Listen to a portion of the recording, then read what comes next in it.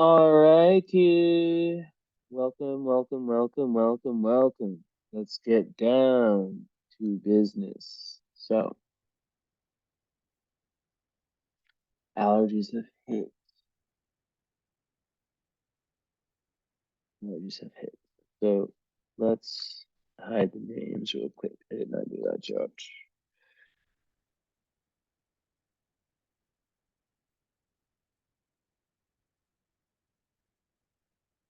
Okay.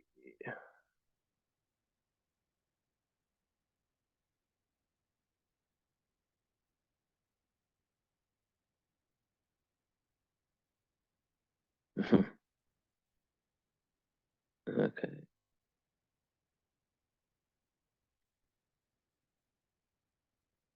That is good enough. Okay. So,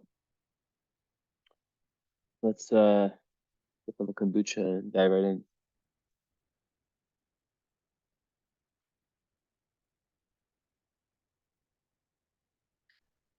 One quick second. So I'm intuitively deciding which one I want to start with. My my plan was you, but um I need to look at something.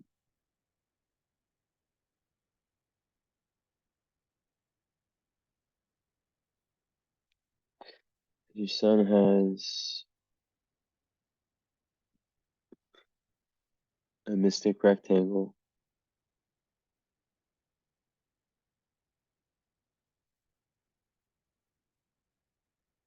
with moon,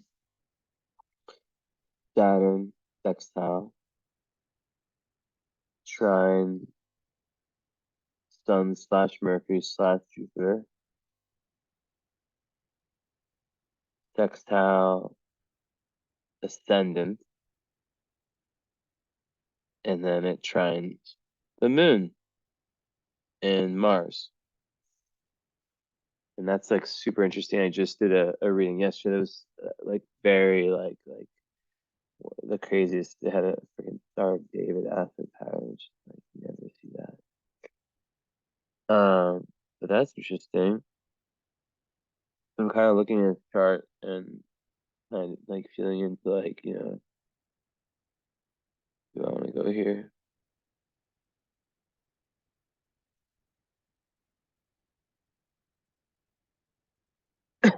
Um,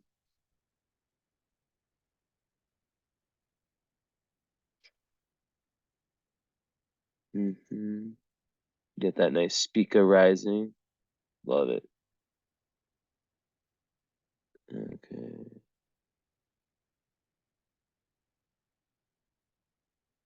Oh, you guys have the sun moon conjunction. That's beautiful. Truly, truly beautiful for a mother and son to have that. Like, I'm not even lying. How does he decide? Oh, that's such a hard choice. They're both so interesting.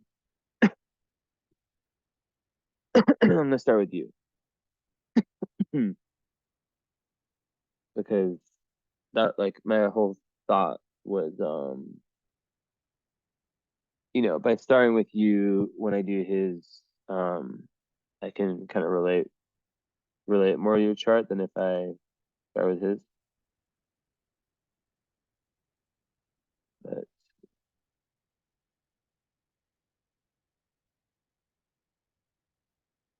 okay, there it is. Aspect grid.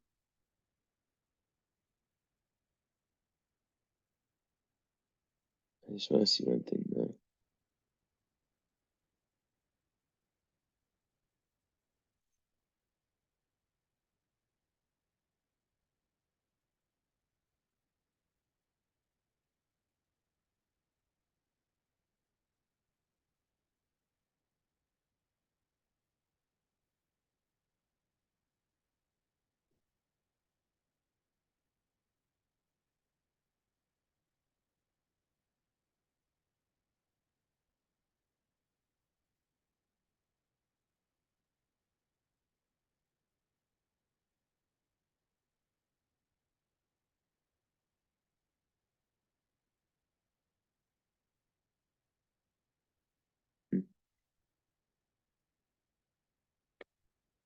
All right. Let's do it. Let's do it. Let's do it. Let's do it.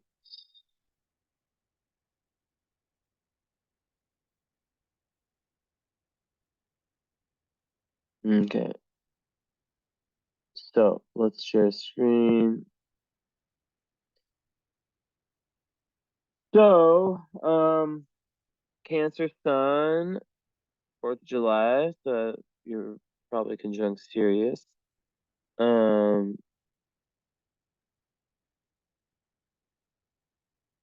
and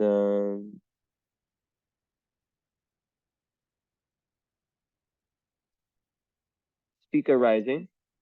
Beautiful, beautiful, beautiful. One of the best rising signs you can have, or rising degrees you can have in all of astrology is 24. Let's see how close it is. Mika. Yeah, it's like less than half a degree away. I might as well scan this. Sirius is 1 degree away from the sun. That's not that close.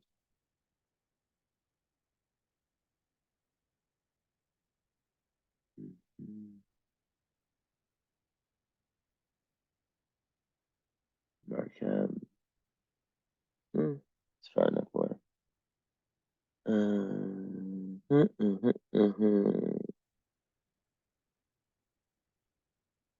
Mika, chill.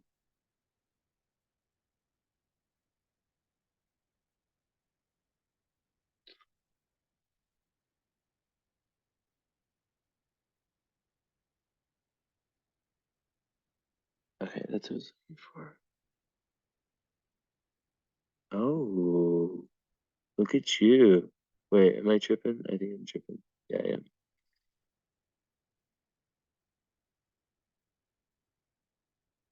It's so hard to like read like the Geminis. There's just so many.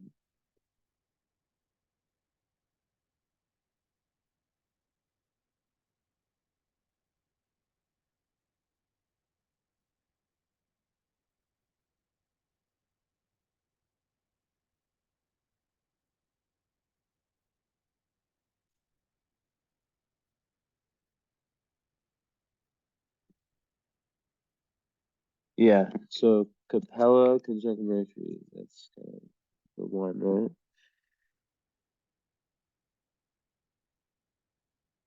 And then also Bellatrix.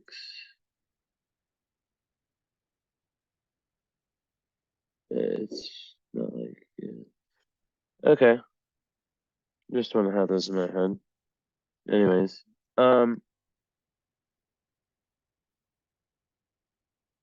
yeah. So, overall,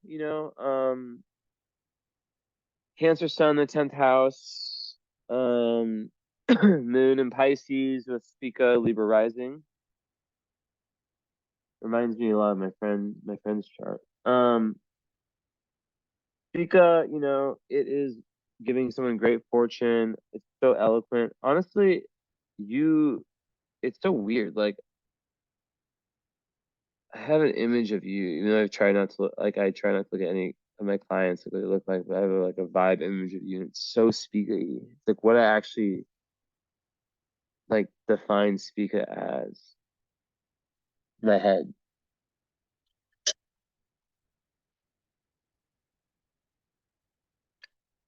Um, it's just very like it's really, really like it gives someone a lot of luck. Um,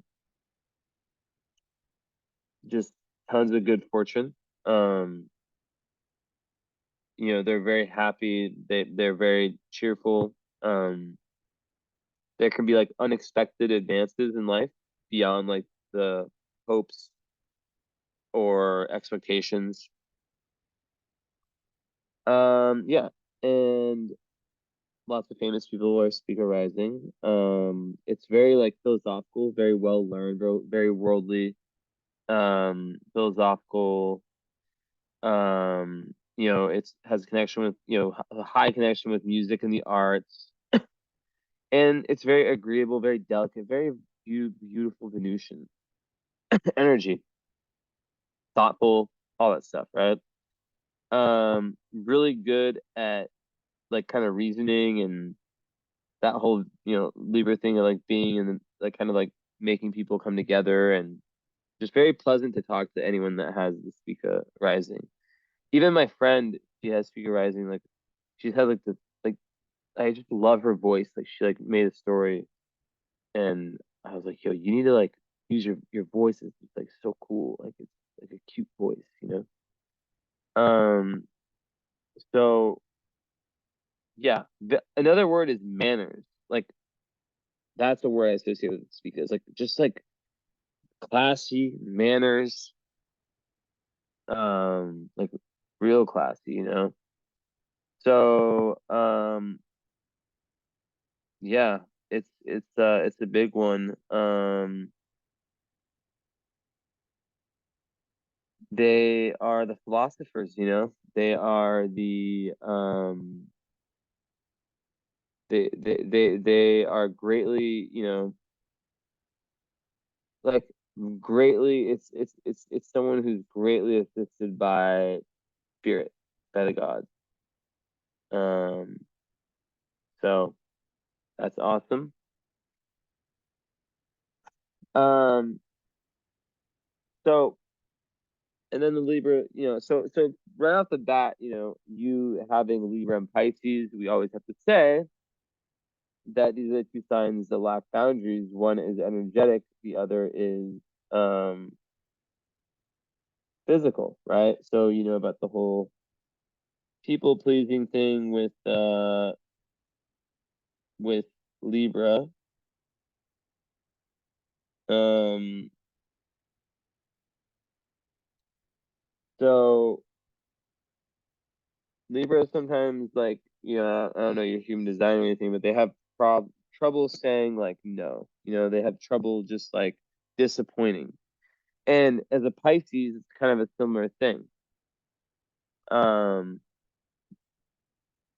I think I'm gonna turn my camera off. I just feel like vibing out into my meditation. I do this sometimes. I haven't done this in a while, but I take my crystals, I turn the light off, and I just speak, get in that channeling mode. But yeah. So um, just back to get comfortable. So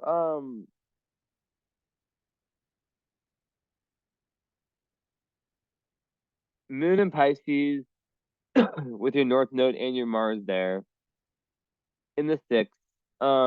With it's Spica, so it's giving you lots of good luck and fortune, but you know, it's it's still Libra. Um, you like Libras, and it's interesting that I get so many clients like this, who have these two in their big three.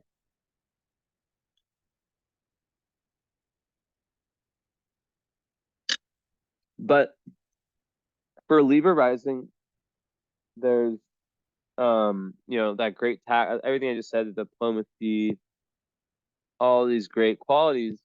But then there is that, tendency to not want to disappoint other people please. And sometimes people with this kind of chart will get into relationships that they shouldn't have got into, but not I say that in the sense of like everything's meant to happen, but that they later regret, but then it ends up being part of their fate, part of their karma. But part of that kind of karma in general is learning how to say no, learning how to have your own back. um it's very, very important. So yeah. Um and then with a Pisces moon and Mars, you are very, very psychic and very intuitive, and you have all these mystical gifts, right? And right now, Neptune is literally right on your Mars. So, just don't poison yourself, I'm gonna say. And be careful with anything like alcohol if you drink, or just any kind of substances or anything that can poison you. And just any kind of escapist stuff, you know, because it can be very prominent for people who, yeah. But anyways, that's current astrology. If you want to get that reading done, that's kind of very separate. And I emphasize the need for separating the two. But yeah, like you don't want to feel like your personal power is eroded, and that is very common for someone with, with this, especially Cancer, right? So you definitely are someone who is a healer and who, sees the good in everyone. And that's a beautiful thing, but it can also get you in trouble. So um how to combat that? Well, the best way is to really, first of all, awareness is the first key to everything in life, right? You become aware of, like, oh wow, this is in my astrology, that's step one. But then working with the energy itself is completely different. So I'm like gonna go on this, like my legs are really sore for some reason, and I haven't even ran in the last few days. That's weird. It feels like I went on a run today, but I did not at all. But yeah. Anyways, Mika, stop. No, Mika, you're not going out. Actually, fine. Go outside in the snow. Go outside in the snow, Mika. Go, Mika. You're staying at least 15 minutes. Don't go outside too bad. Well, go outside, Mika. Daddy, Esme.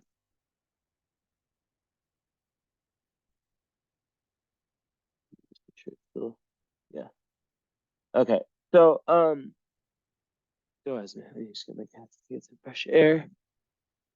Go, guys. Go, Felix. Come on, go. Have fun. Yeah. So that's kind of the tough part, right? Is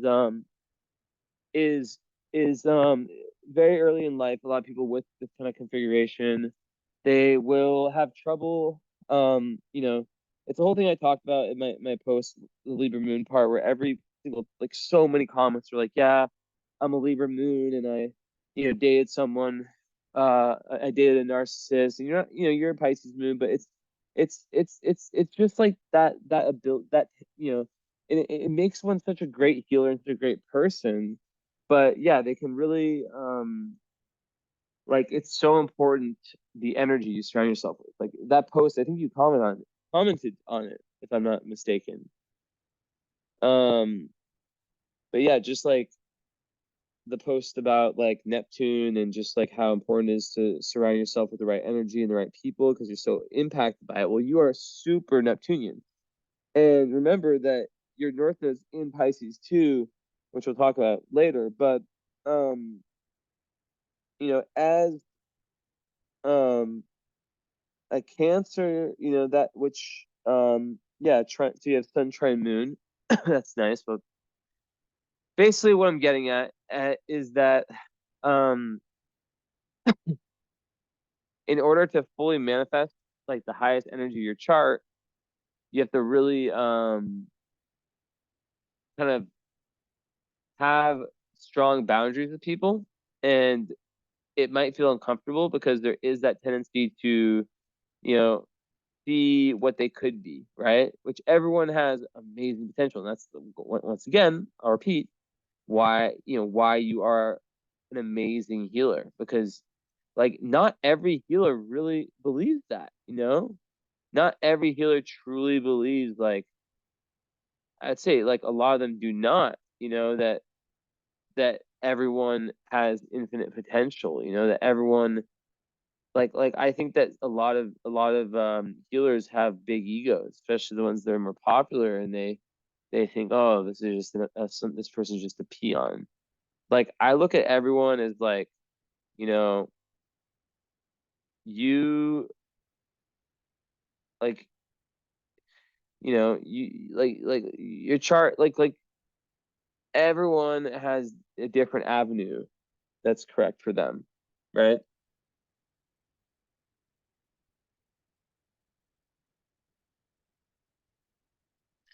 So then we think about what is blocking that avenue. Because for you is a I know this is my style, your Pisces will like it, but I go in circles. I like go in circles and I weave my way back. It's a interesting thing. But your Pisces North Node, it's like sixth house. So it's like, you know, it's a Libra rising, everything gets flipped. So meaning the first house is about Aries, right? It's supposed to be Aries. It's a house of Aries, but it becomes about Libra. And every single house becomes flipped. Crazy shit. Um, so in essence, you know, you in essence, hold on one second. Just had a thought. One sec.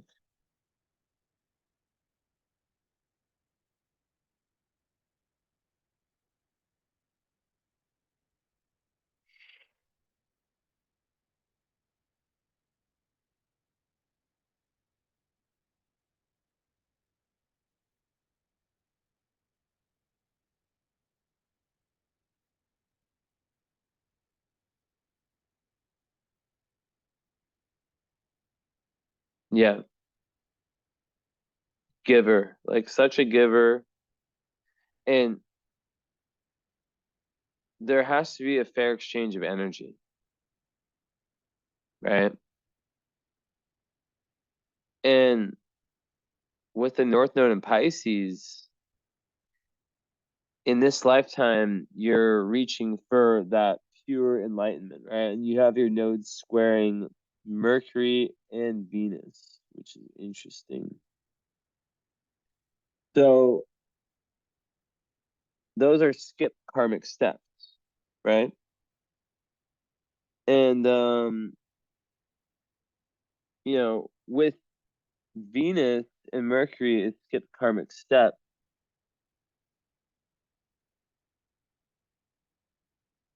Basically, there's, you know, with Mercury, that's about like your thoughts, that's about your like something with your kind of, I always think of Mercury square the nodes as like how the way that you see yourself, and this goes with the Mercury, the Venus too, and the way you love yourself, the way you value yourself or don't, has gotten in the way of your soul's evolution, right? Um, and with the Virgo South node, it makes me think that there's a tendency. Is there Mercury in retrograde? Natally, let's check. If I'm right, that'd be crazy. Where is Mercury? Nope, it's not at all. It's in Gemini. Wow, strong with Venus. But there's a tendency to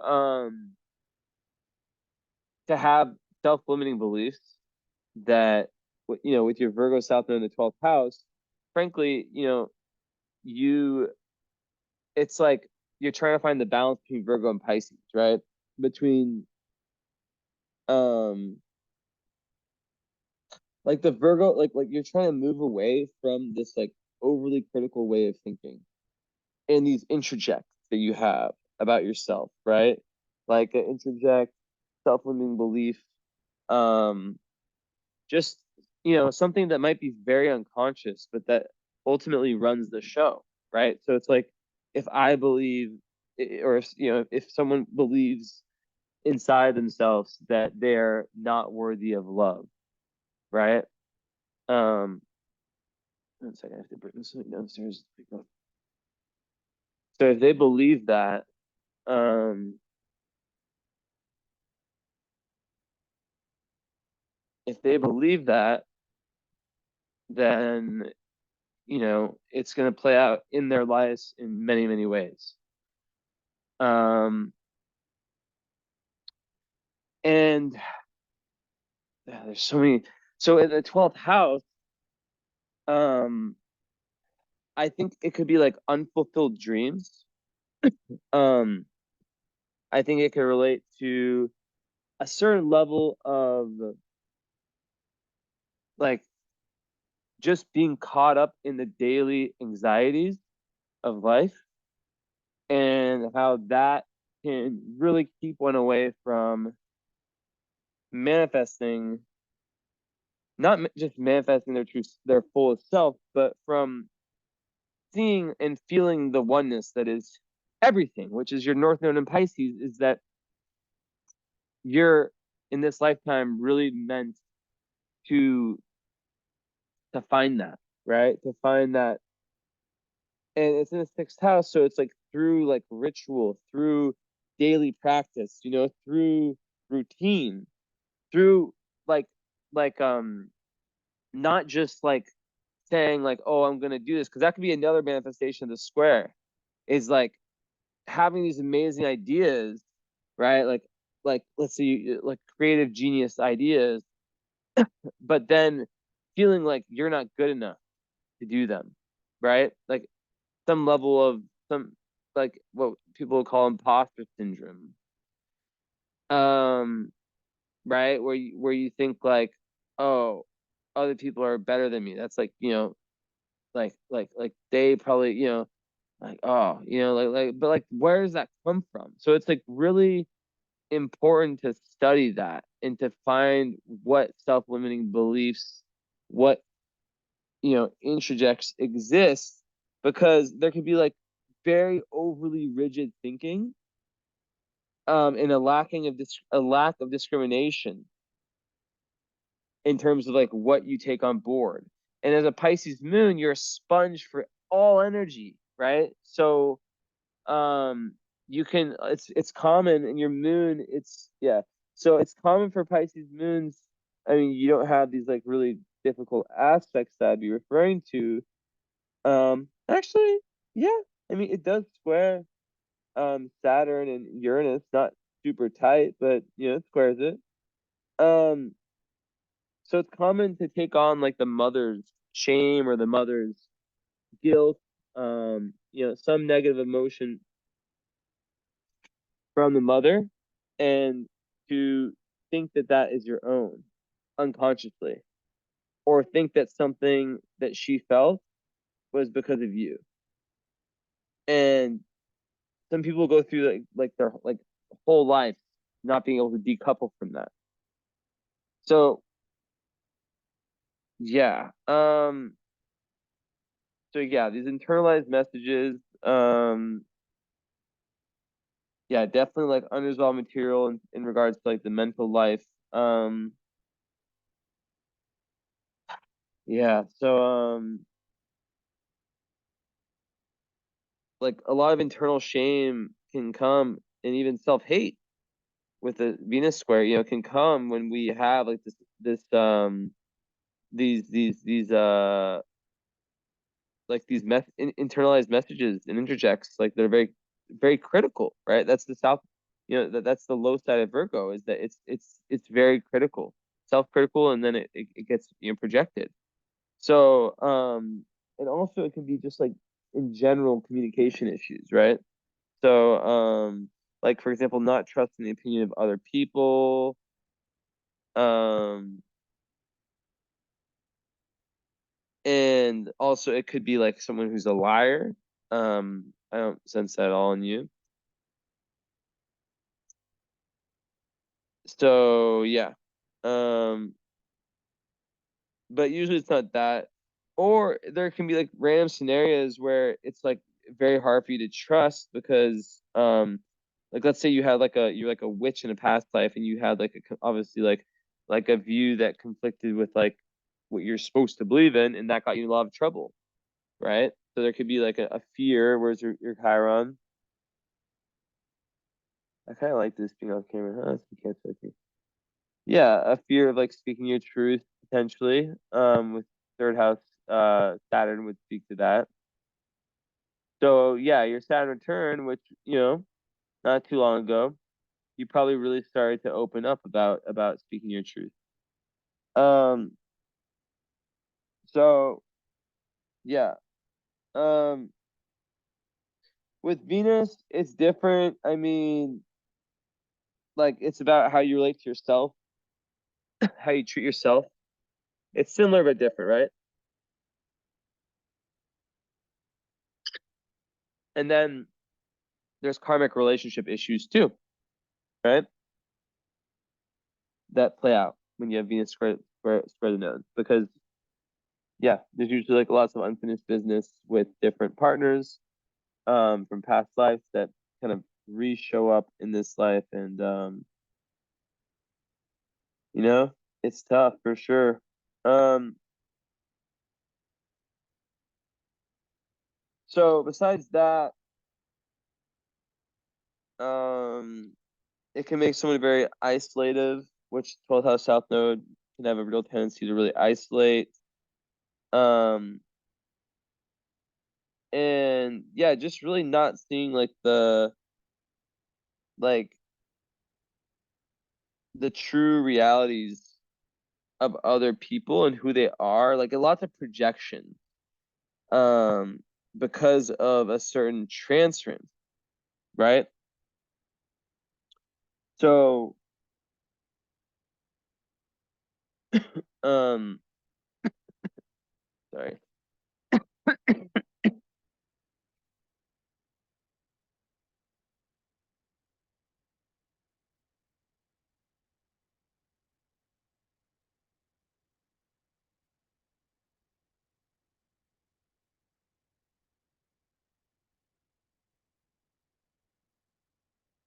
When I don't make noise, I'm like kind of meditating and just yeah, I feel like that my cats are making noise though.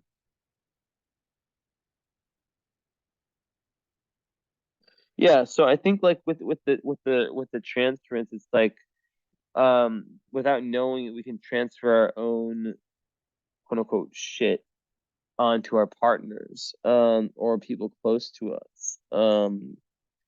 And yeah, so the real thing there is finding that self-love and that valuing of the self, which is a huge theme in your chart.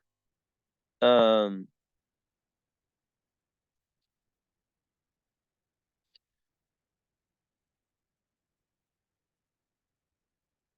so yeah, like just like learning to like really value yourself, right? And a lot of times people with this, they can be like they need to be alone. Like they can be people who are uncomfortable when they're not in relationships. So they need to like allow themselves to just not be in them.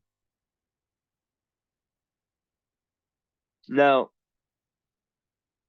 that's your Gemini energy that squares that, right? So, um, the reason that square exists from like another standpoint is that Gemini is a very social sign, right? And your Mercury, your Venus are there. So, and your North Node is in Pisces. So, North Node in Pisces, typically, it's like they're meant to be alone to some extent. Like they need alone time. Pisces moon especially. So you're very helped out. Like a lot of people do not have this. They'll have like a North Node in Aquarius and then have no planets in air at all. So um, you have uh your moon, the most important part of your chart, right? With the sun, but the moon is to me the most important.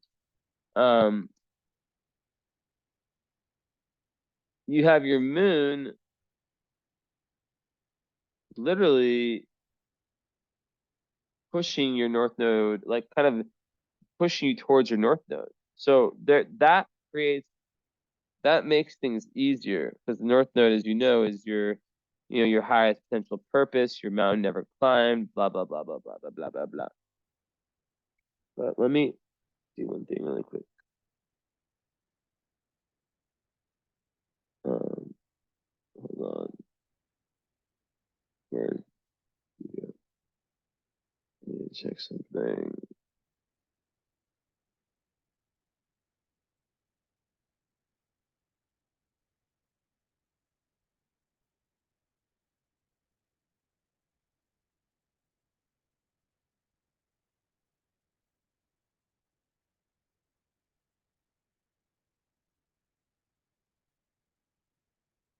Mm-hmm.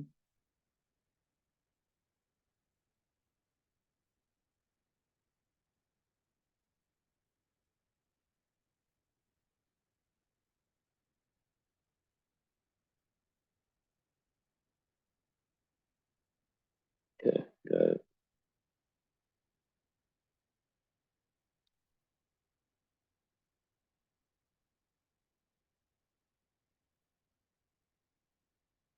Okay, let's go back to that. That was really nice.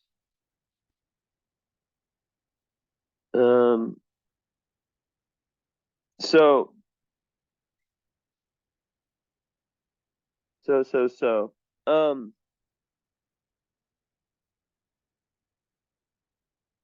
yeah. Um, the square. So the Venus being where it is. Well, actually, no, I'll finish my thought. Like, yeah. So you're meant to spend. And I know you have a lot of kids. So that's difficult. Um, but there's meaning to the fact that you have a Pisces moon, right? You're a healer, and you're meant to really find avenues through which you can express this mystical part of you. Um, Now, I think that in any kind of like intuitive healing work like that would be incredible. um, like anything that, yeah, like if that could be your work, like that can involve that kind of mystical side, then I mean it doesn't get better than that. But like I said, your environment, the people around you, it matters so much. And the North Node Pisces, yeah, in the sixth house, it's like, yeah, you're trying to find, what are the steps that it takes to get for me to get to this point of spirituality, right? To get to the big lesson is around boundaries. Is this person bad for me? Okay, then you let them go. Is this environment not conducive? Like, how does it affect me? Right? Because yeah, like, like, you take a lot on, right? And you're very, very sensitive. But that doesn't mean that you're weak. Oh, hell no. Like, that does not mean that you are weak. Um, it just means that, you, um, you're special. You have this real ability to to kind of feel people's pain. And also I just want to say that the sun trine moon is one of the best aspects in astrology, just because the way I look at it is like, it's like both captains are on board, head the same direction, and it's nice. Um, it's very nice, very nice, very nice. Um, and I think that the parents usually with that have a nice relationship, and that their overall worldview has contributed to yours in a nice way. Like it's not like foolproof, like this system where I'm like, your parents are definitely together and they definitely have a great marriage. Like, they might be divorced, probably not. They're probably still together. Um, but the point is that if you were to write down kind of the overall worldviews, what's going on in my throat? From both of them, they wouldn't be that far off. Like the different so you're not getting all of this information. It's just like one parent is all about this, the other one's all about that, and you're just like, how do I make like anything out of this, you know? Um, so that's key. Um, let's see.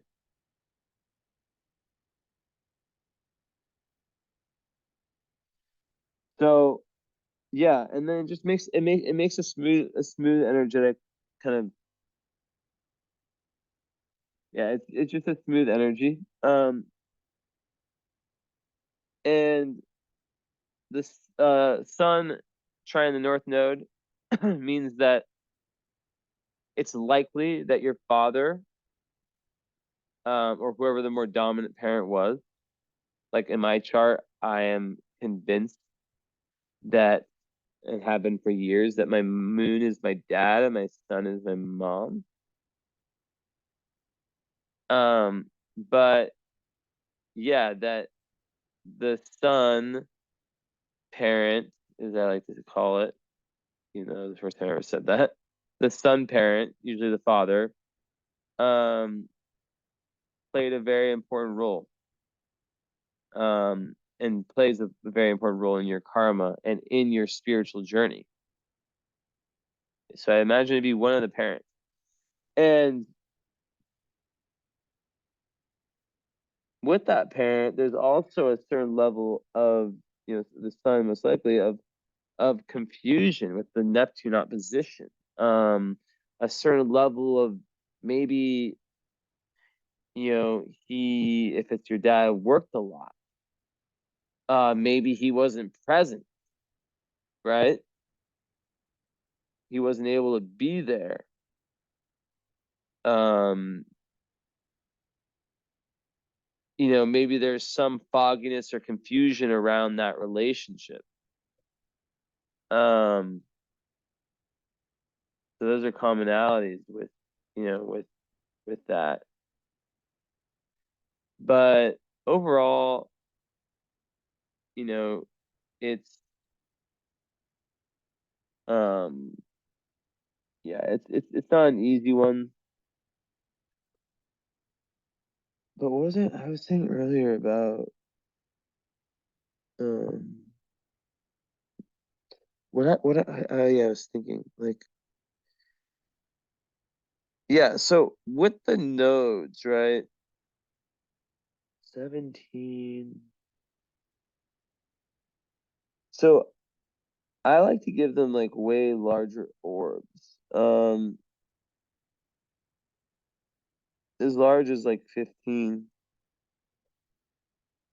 So from that standpoint, um, you'd have it square these two bad boys, because 11. So Saturn and Uranus.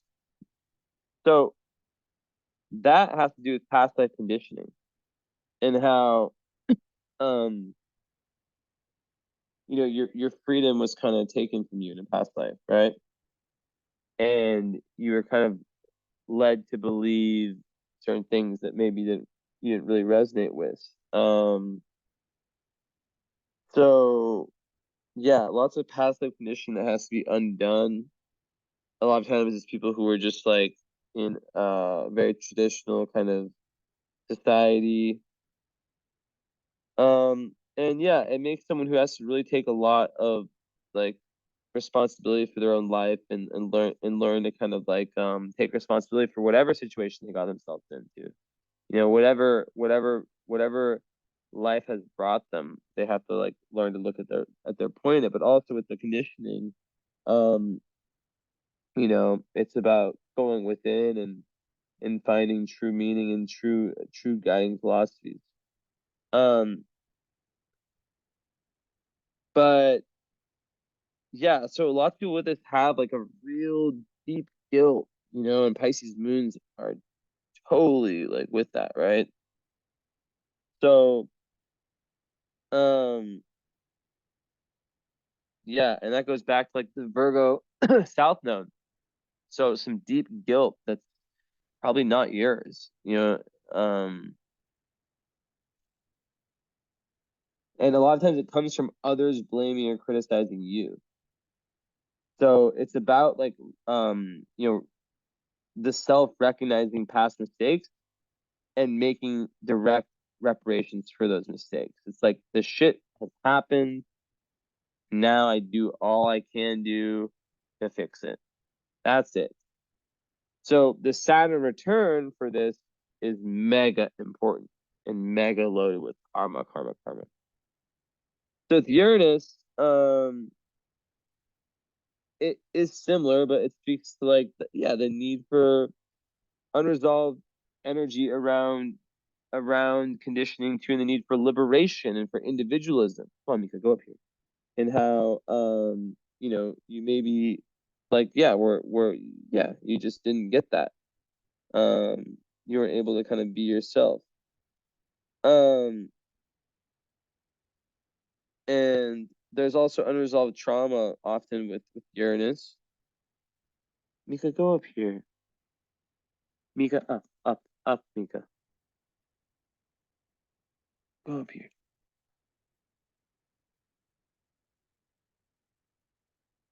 So, yeah. And a lot of times it's from being different. And there could be like also like the fear of being ostracized in this lifetime for being different. Because that happened in past lifetime. Um, so yeah, it's like really about like looking at like how you're conditioning, not just like societal conditioning, but just overall conditioning kind of imprisons you, like conditioning of your own mind. And keeps you away from like the true full expression of your individuality. And a lot of times there can be like, a deep fear or PTSD type response that blocks one from access to their true self. Um, so yeah, it's just like about like kind of embracing the self. A lot of your chart is about the traumas and the gifts, like um and that one is about emphasizing the importance of the Uranus return around 41, 42. And that's like just where you want to break free. Um, yeah. So, so.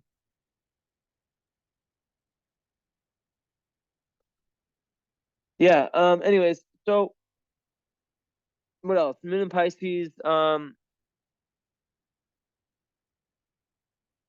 There can definitely be a certain level of identity crisis and not understanding your own emotions. So that gets more confusing when you're around people who have that overpowering. And sometimes the energetic boundaries, right?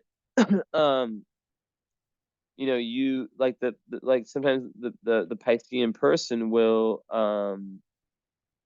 just kind of like, especially with the Libra, default to like the more. That's why there's so many like, yeah, like I was saying before, like Libra people who go with kind of more narcissistic ones, because they just can't make their mind up, and they're like, okay, well, at least the narcissistic person can just like make make the decision of the direction. So it's really about like really defining your your values, spiritual and just in general, and then kind of like using those as the guiding force for your entire life, right? Um, it's very magical though. So yeah, just so important to find like what works for you in life and what environments and um just in general, like what people, places, things feel right. And you'll know. But a lot of people with these kind of gifts, they tune out their intuition. You know, at a young age, they may have been told that, you know, invalidated, right? You have Mercury opposite your opposite Saturn in the third house. That's, you know, ultimate like aspect of someone who, especially with Uranus in your third house, who, you know, had a very different way of thinking about things and probably in some way had them invalidated at a young, usually at a young age, right? But really they were, you know, and like I have a lot of clients that have this signature, right? And it's usually, you know, that they were actually ahead of their time and they were just thinking like outside the box, ahead of, you know, what other people were thinking, even like their parents, you know, but because of how conditioned everyone's society is, you know, they just mark kids like that as like crazy or just something's wrong with them. And really it's like, no, you know,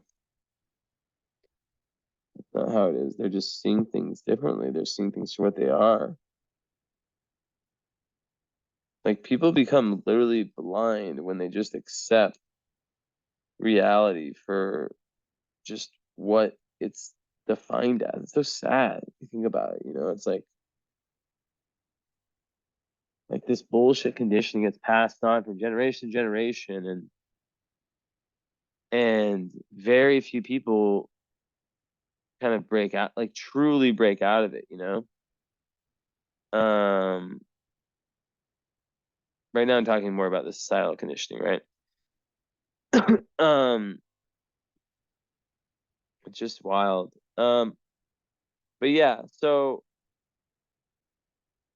the nurturing energy, you know, it really wants to find a cause that it can fight for, that it can, you know, in terms of its daily work, like it wants to be able to help people.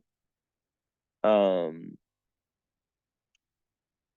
and have its voice be heard, have that authentic voice be heard, right? Put people at ease, midheaven and Cancer, put people at ease emotionally. And with your sun there too, in Chiron, you know, being a healer of some sort, um, could be the best thing. Um, it just could come very, very naturally. Any Cancer Pisces is just gonna have that ability to just like someone comes to them and just feel better, you know, even just by their just aura, you know. It's very smooth and very, very sweet. And yeah, people can feel safe around you very, very fast. So I'm sure your kids are very, very, very lucky. I know they are. Um, and yeah, like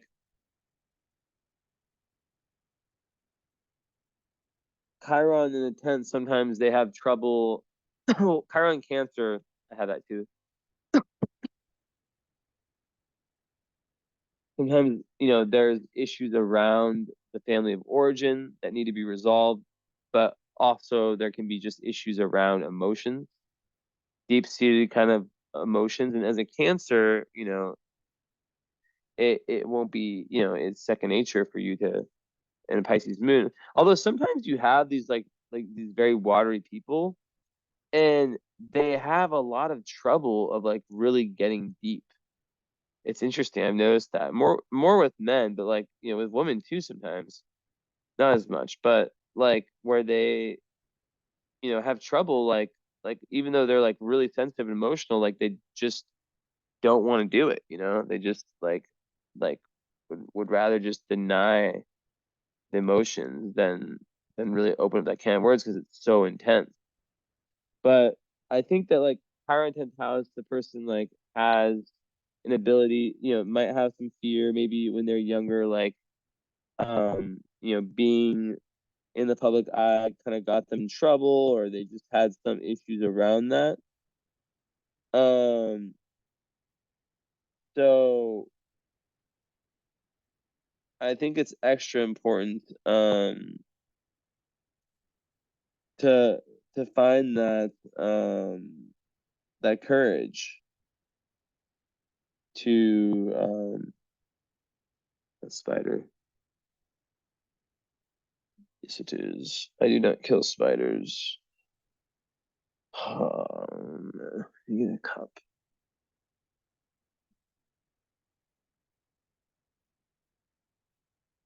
I use a coaster and a plastic cup. Fucking spiders. I wish you guys like knew how to speak so we could just be like, yo, you stay there. Don't fucking do anything. You like it warm. Or are you smart enough to where you saw me? Oh, you did see me. Alright, well, guys, just crawl in here.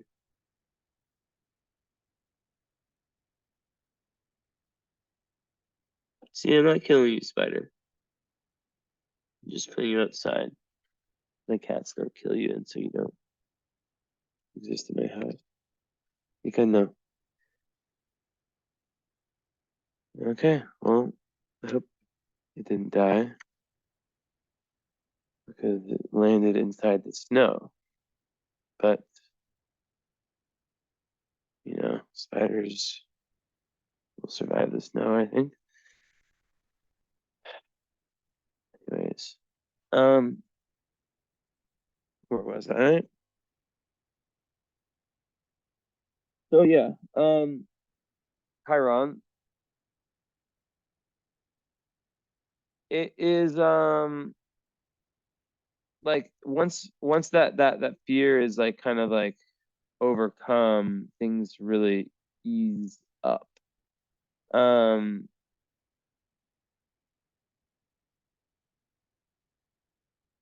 and then you can have a career as a healer and teaching other people how to, it's like once you find your voice, you can teach other people how um to express their authentic voice, right?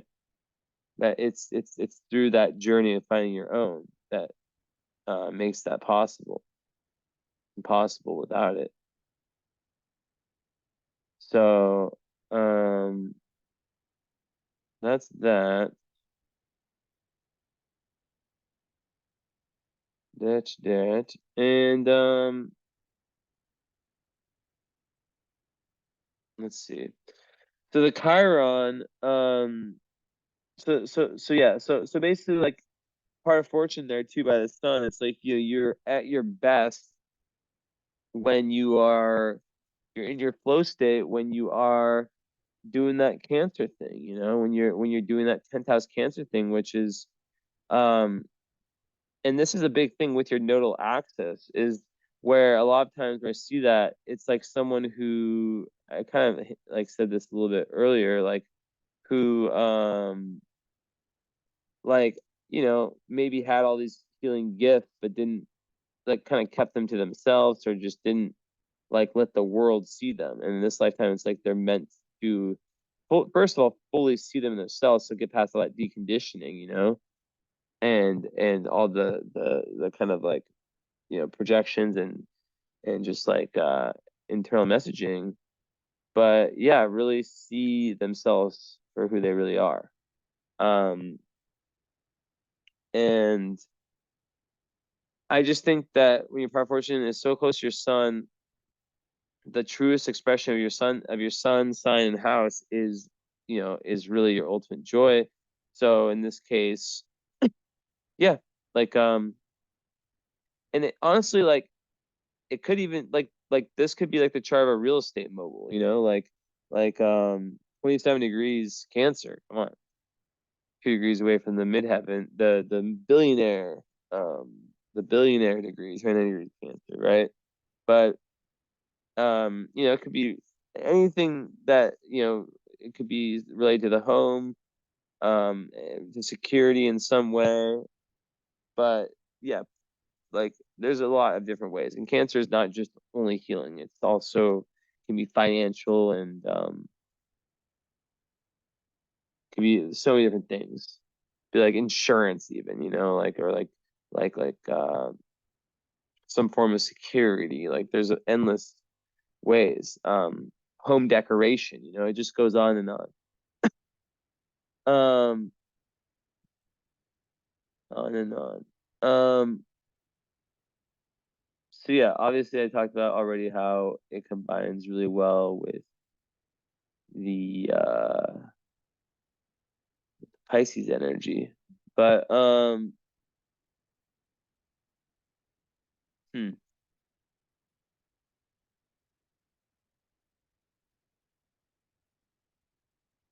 hmm, hmm, hmm.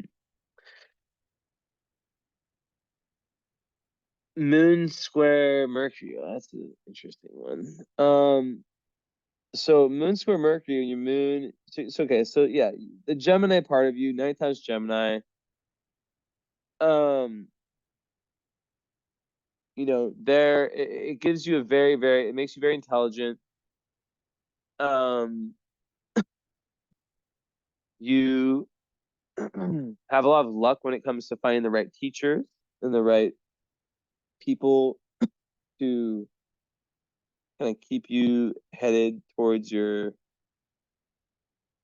you know, destiny, if you want to call it that, towards your highest self, highest potential. And traveling can be very beneficial also. You might find love traveling, or just someone from a different culture.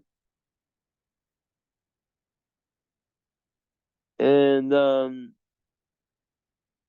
yeah, like really communicating about different philosophies is really important to you in relationships, and just communicating in general is very important, and having that intellectual connection can be very important for anyone that uh you know, obviously like the part about having a good aura, having good energy is super important and paramount. And anyone that enters your life is it's very important that you think about, okay, how are they affecting me in my North Node journey, in my journey towards being a more spiritual person? Like, do they give me space if I talk about like my need for space? Because it's really a Pisces moon Mars, like like they get so overwhelmed by energy that they need to spend time alone to really recognize, okay, what was the effect that that person's energy had on me, you know? Because it's very unconscious. But you know, when they do that, they're able to really see that, and a lot kind of just clicks. So that's massive. But yeah, the square, the essence of the square, the moon, like so like the Gemini energy, right? Like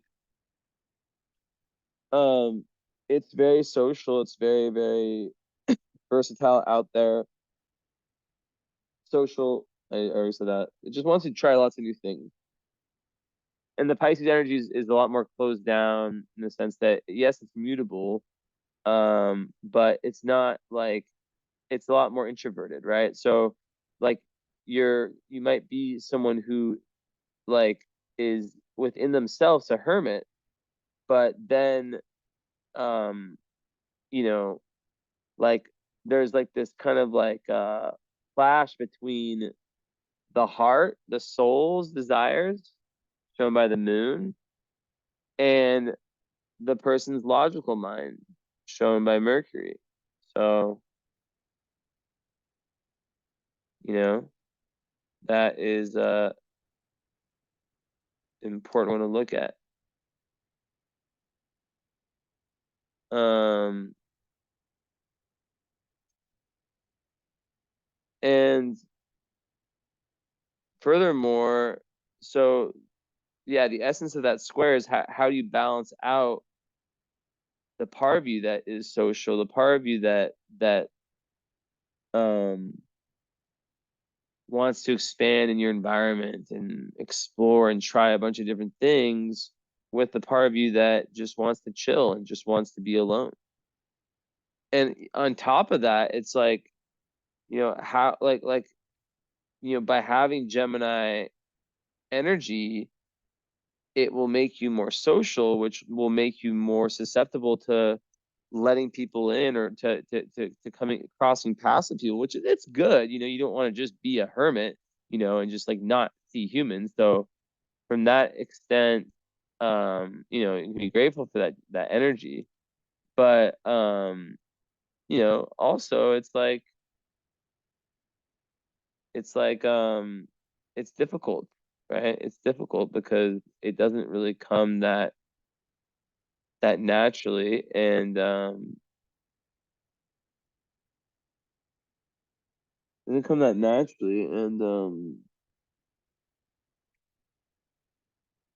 it's just a tough like it reminds me of my Pisces Sag opposite of Gemini, and it's just like, how do you see both now, you know? Um,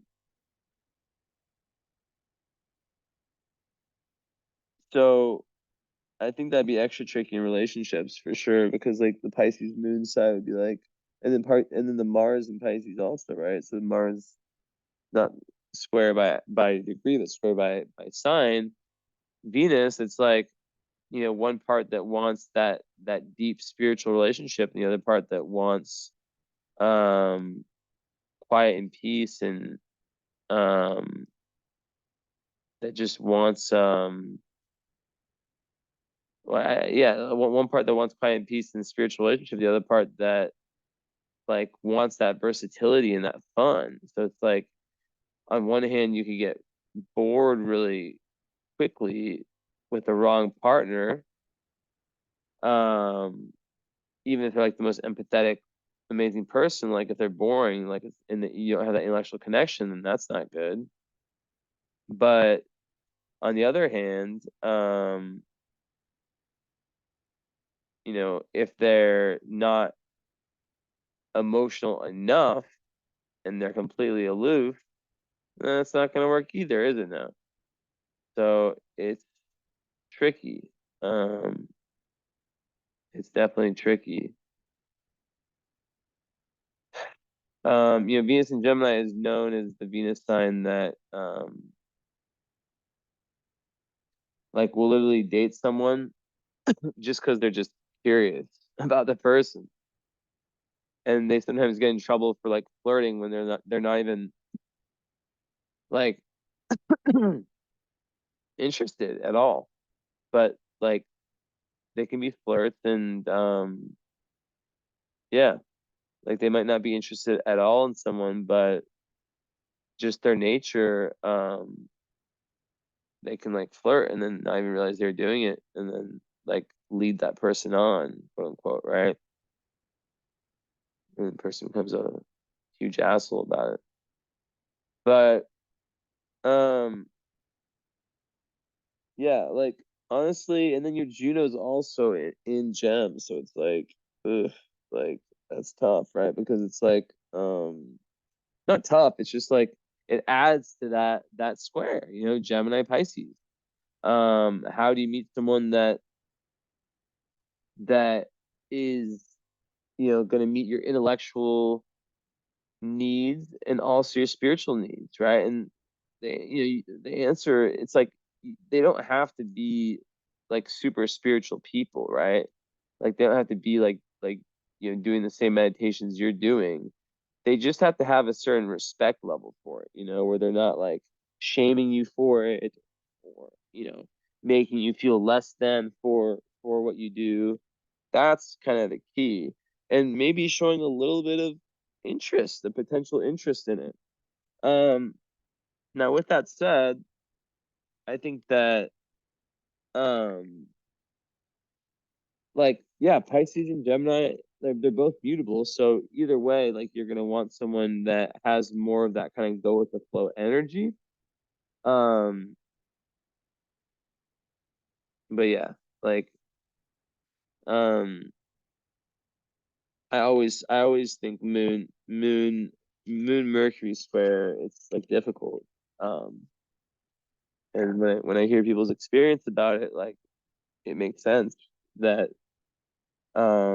there is that inner conflict, and it's kind of hard to choose, what voice to follow, voice of reason or voice of the heart. And as a Cancer, you know, moon ruling your sun, um, I imagine that the heart wins a lot. And yeah, but with that said, I see even more clues as to the every like the one of the main themes so far, which has been like the like kind of inner dialogue, all that stuff. Well, your Black Moon Lilith is in the 12th house in Virgo. So there you go. Capitalize that. Um, that is really like a mix of on one hand, just yeah, just like self-sabotaging through the internal dialogue about what you can and what you cannot do. Simple as that. Um, and being overly self-critical and overly critical on others. And then that has like a really, difficult effect on relationships. So it is all about self-love. It's all about valuing you and your own sacred individuality. And Pisces can have a hard time in this very material world of doing that. So, Neptune, obviously a very important planet, um, in the fourth house. So I imagine that you would seek a lot of your kind of spiritual, like, well, there's also like a very deep connection with the ancestors. That's something I'm getting from this chart too. Um, and that, yeah, like that you would desire, the home to be a sacred space, um, of spiritual learning. And with all the kids, I get it. It's hard, um, living in America. Um, but, if you're able to have like any area, any like kind of altar or like any area that is just yours, that the kids aren't allowed to go to, and it's kind of your sacred space. I think that would be a beautiful thing. Um, but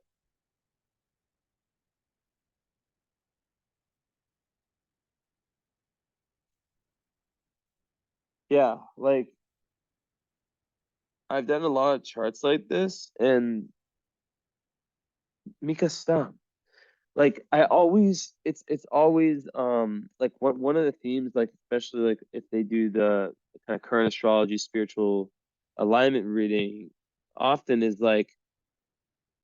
figuring out, because a lot of them don't, a lot of people with this like will not know that they're like it's like, Mika, stop jumping on my computer. Mika, you're in trouble. Bad Mika. Bad Mika. Don't look at me like that. Bad Mika. Like jumped around my computer. On purpose. She always does on purpose. She's extremely smart. That's why she can get away with it, because like the smartest cat I've ever met. So like it's always very Scorpio moon, Scorpio rising, Aries sun, you imagine. She just does what she wants and then acts like you know. Now she's gonna scratch at that door for so long and so relentlessly, but I have headphones on that are soundproof, kind of. So there's no noise. So yeah. But anyways, um so before I really go into that, like yeah, like I didn't really talk enough about the Sun Neptune opposition because like Neptune's so important to you. So like it's just like very easy for like kind of what I was just saying, right? People with charts like this, like just getting fooled and then hang like by people if it's like, partners, uh whatever it might be, and then they hang on to that shame. And then also, like I said, like like holding on to like shame, like if their parents got divorced or like if there's something that happened that had nothing to do with them, they'll still think that it had to do with them. It's I've seen it so many times, and they're often so unconscious of it. um so yeah, that's interesting.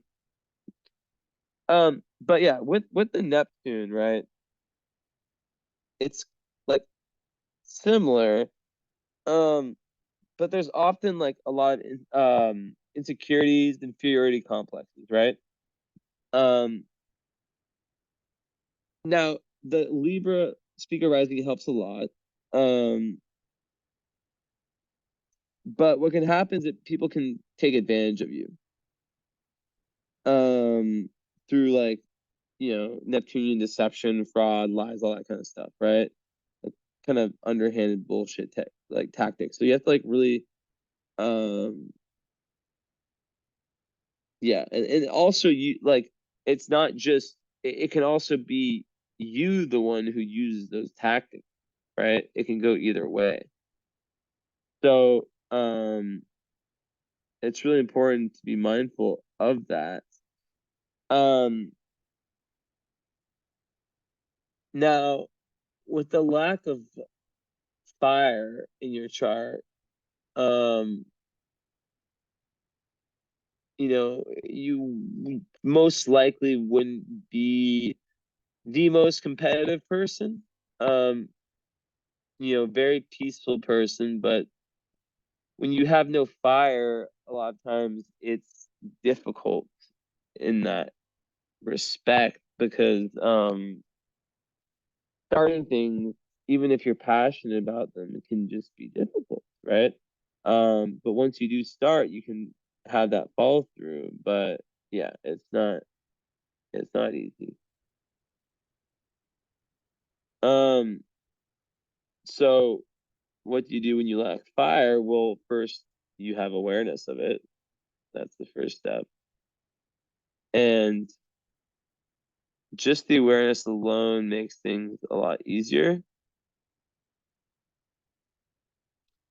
But just in the sense that like when, you know, situations come up, like, but then you also have, Mars square Uranus. So that is actually gonna help that. Um, yeah. But anyways, as I was saying, you gotta watch out for those energy vampire types. And people also with that need to watch out for like escapism and whether it's drugs, alcohol, or just not facing up with take like seeing their responsibility in different scenarios that play out in their lives. That's common, like just not, I'm just saying, like, the whole Pisces playing the victim, that kind of stuff.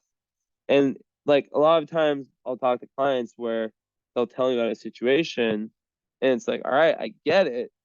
Like, the other party was the main corporate, the main asshole, but still, like, they'll refuse to just own up to the fact that they played a role in it. Um, no one was forcing them to participate in whatever was happening. So that's something I see.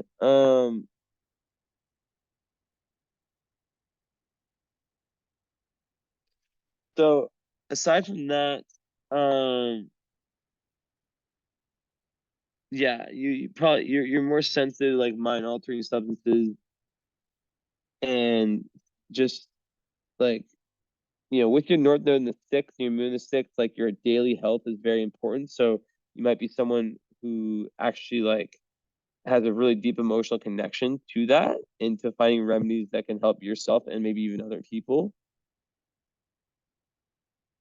Um, that Yeah, like a sixth house moon in north node in Pisces, I could see that being like a herbalist, or um naturopath, or someone who provides like a service, a healing service, and has a lot of an emotional connection to their kind of daily routine, a lot of heart connection to it.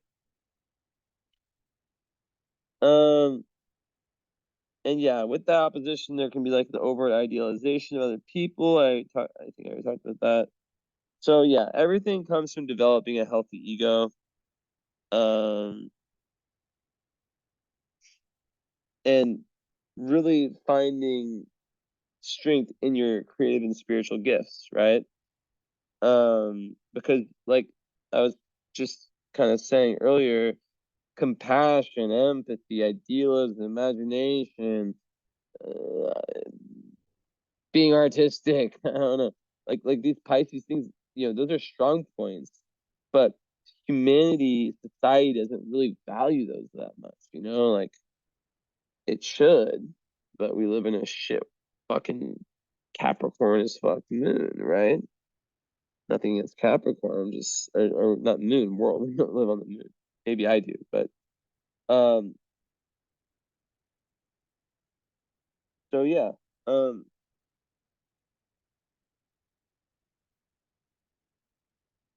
it's really good for creative talents, and even just being able to express yourself well. So like politicians have this aspect often, but yeah, it goes down to usually like the inferiority complex, and um, just like the potential for abuse, Um, yeah.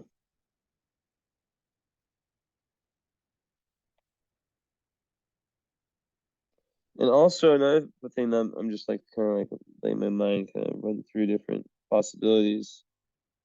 Yeah, it's like the perspective of reality being very diluted, right? Um, and focusing on like imaginary issues rather than like the actual problems. So things like that, just like the need to clarify what is logic and what is truth. Um, so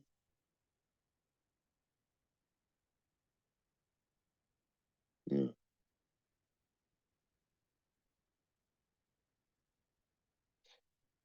Avoidance is another word that come to me. Um, I think that's kind of like what I was trying to have come up. Um, yeah, avoidant tendencies, and just running away from potential intimacy if you've been hurt is common with that. And 12th house Black and Lilith is, potential for escapism and not facing reality, and just, you know, hiding from life in certain ways. Potential. And that's the South Node there too. So it's like maybe there's some been there, done that around that. Now with the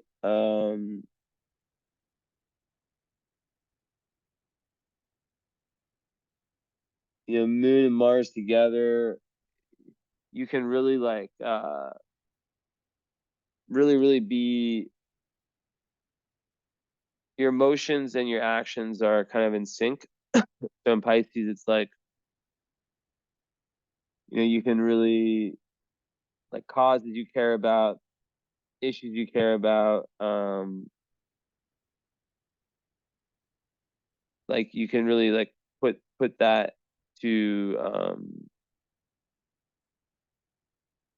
like put your deepest like emotional what's the word, values into action, or like what you truly care about. So that's very, very good for someone who's the healer, right? You can see why they care about compassion, about empathy, and about, you know, Pisces stuff like that. Then the Mars in Pisces, which, isn't the easiest Mars placement, but it would definitely help them manifest that side of it.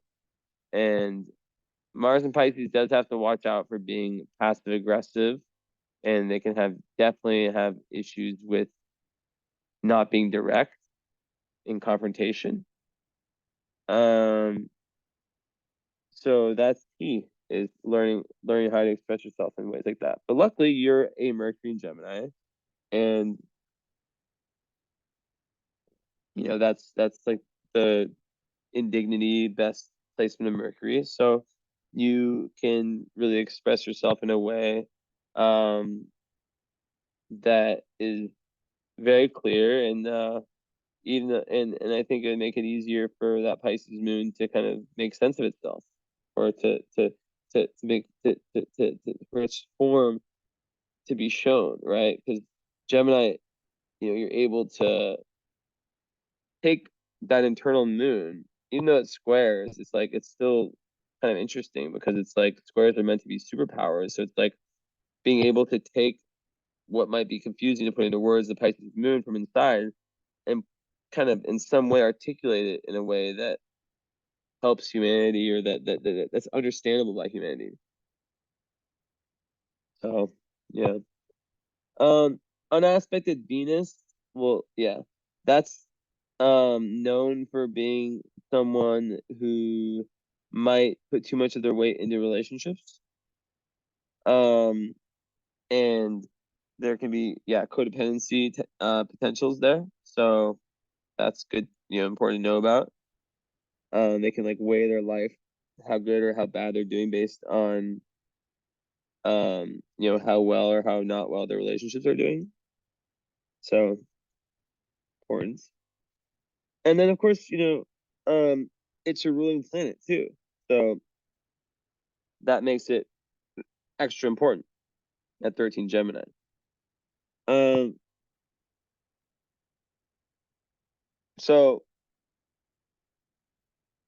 it's also great for creativity and for being able to express yourself in that sense, like in a very like um uninhibited way.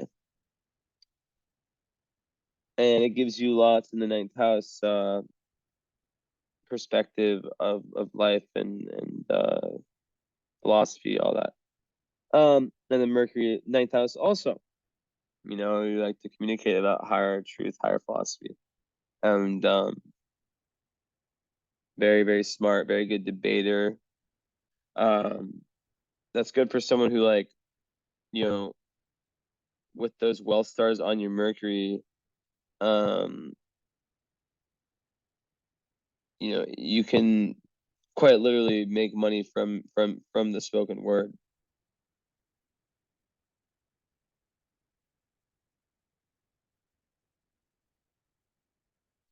So let me see.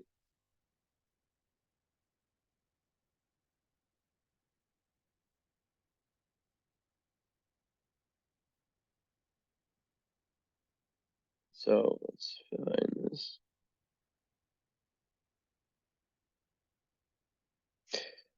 Hmm.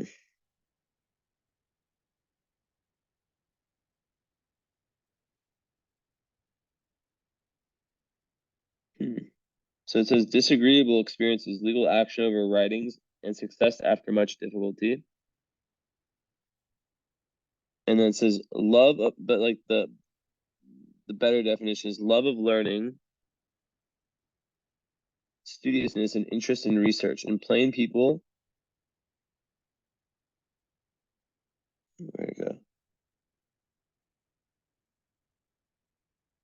In plain people, these properties make themselves known by persistent, annoying, and inquisitive curiosity. So yeah, just super curious. Um,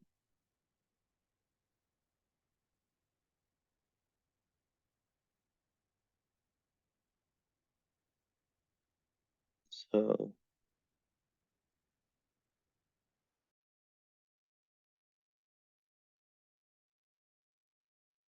okay, well, I lost my connection. It should still be on my phone. Okay.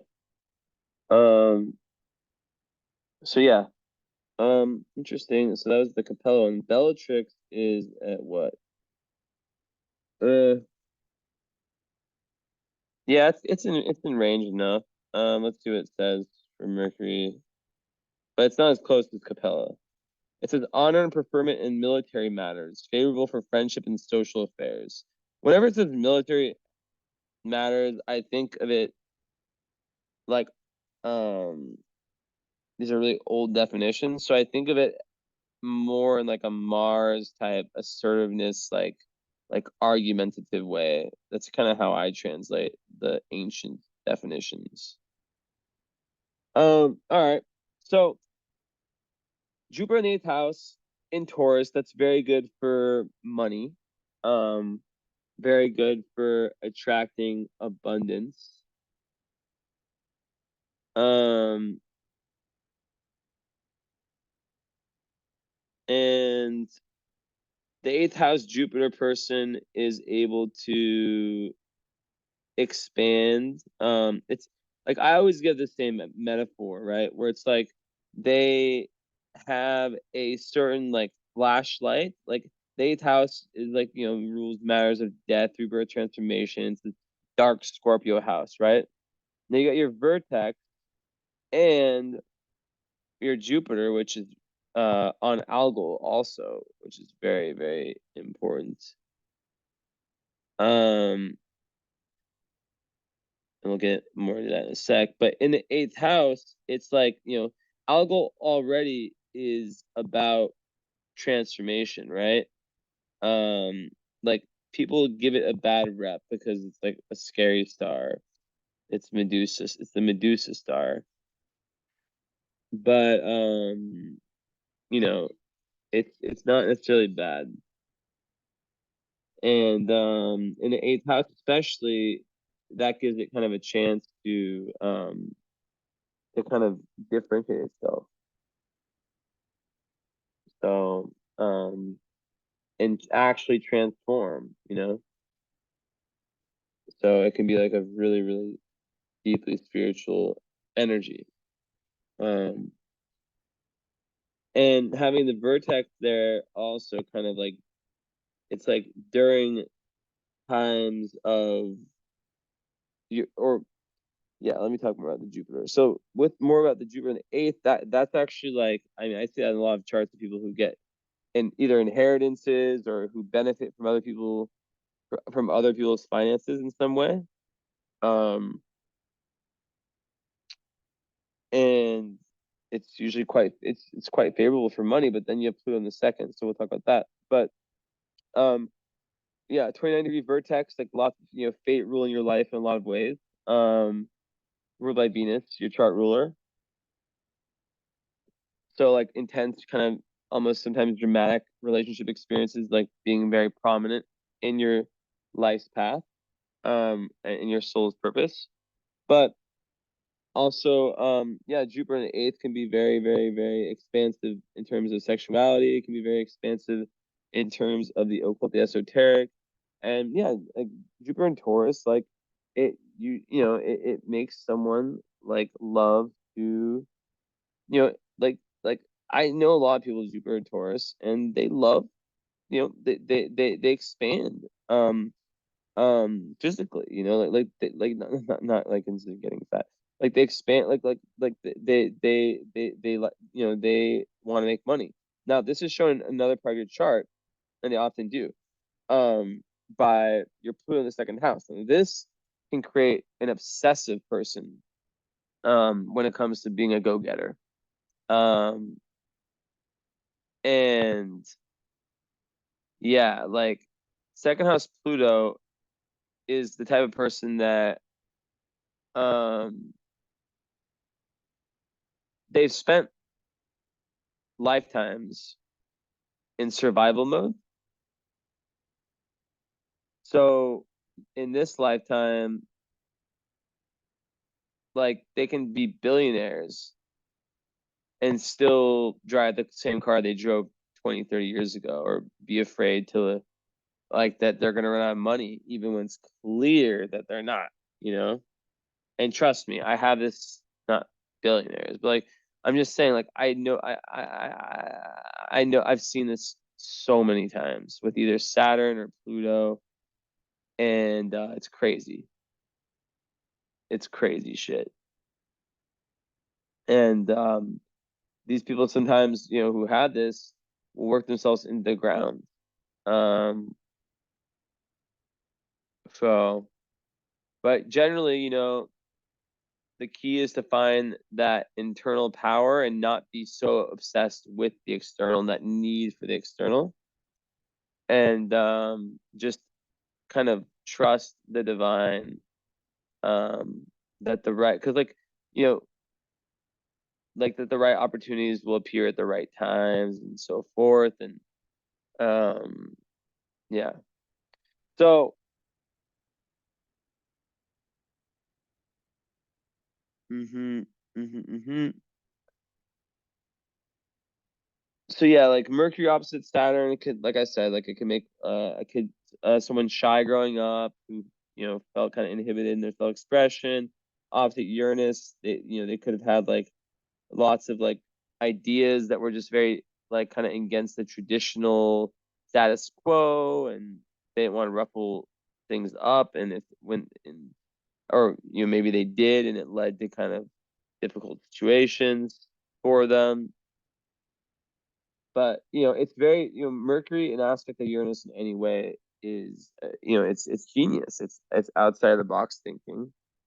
And yeah, when you're a kid and you have that, it can be difficult when people are telling you that you're wrong, you're crazy, you're like what you're like kind of almost like gaslighting you when what you're saying is true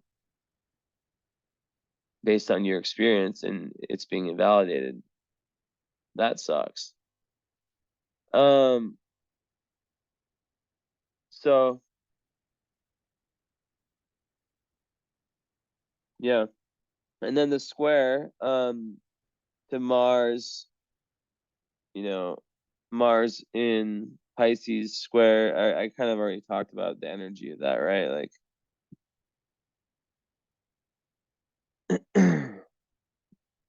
your logical kind of Gemini side, which is very, very good at kind of just juggling lots of things intellectually at the same time. It doesn't necessarily agree with so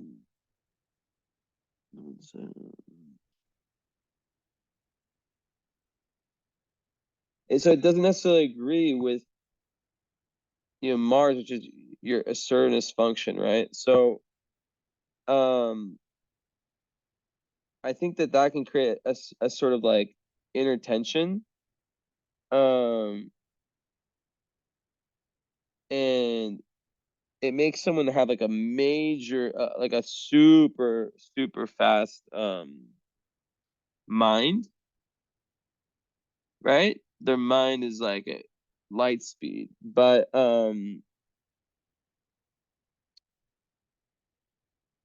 sometimes there's not enough time to like really think whether you're right or not because you're thinking so quickly. And there can be rush decision making, and yeah, you don't really have that much, any fire, so that would kind of push away what usually happens, which is people just blurting things out and being like overly assertive and argumentative, and that creates lots of misunderstandings. Usually that is a lack of inhibition, but um yeah, I mean, it makes someone controversial, but in relationships it create lots of arguments, irritation, like a small irritation, just boom, argument. And yeah, you have to kind of confront the tendency, if that exists, to speak without, you know like not rush to conclusions, because like the Neptune opposition, all the Neptune in your chart can fog your lens of reality up. But yeah, it's a square, so you're meant to be good at it, so you'll always be presented with tests and challenges that will help you with that. And it's all about, yeah, slowing down your thinking and communicating is like the key. But you'd be a great debater, like, that Gemini energy, with that Pisces imagination, like a lawyer top type vibes, honestly. Um, Creative writing also. Um, Also, random thing, avoid sharp objects or any like kind of dangerous machinery. Just a random thing. And one of the best ways to deal with this aspect is to just like lean into that sixth house, which is, like I said, daily routine, all that health on like the spiritual, emotional, physical, working out, having like a solid, like a work, like a schedule, like being able to burn off that energy is really important.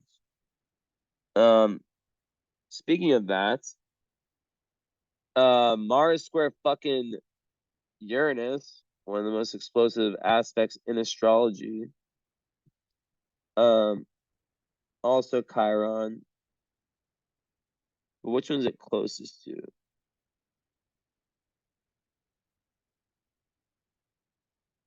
Hmm.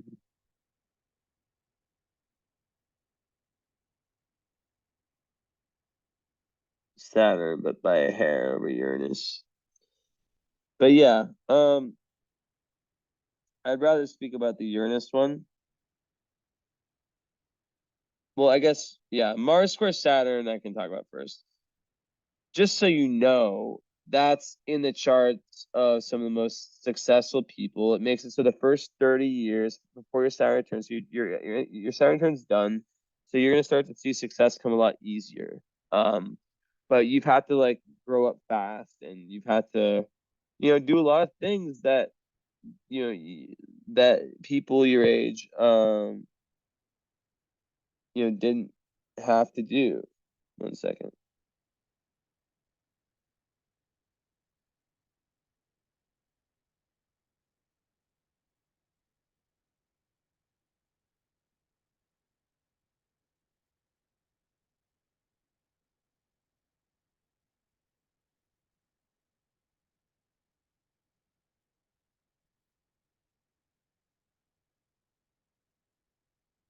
One sec.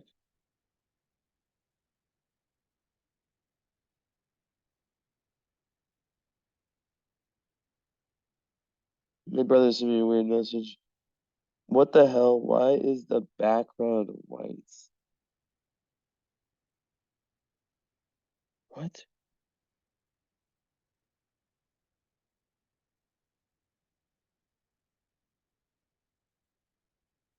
So confused.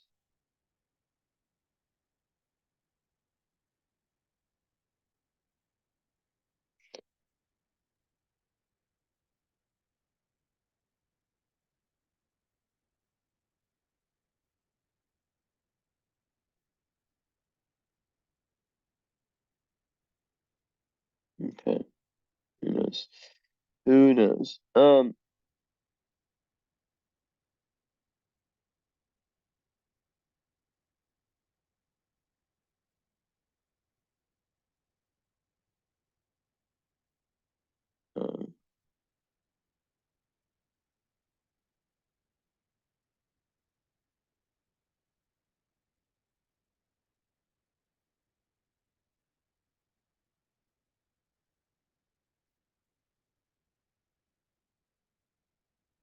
So, yeah.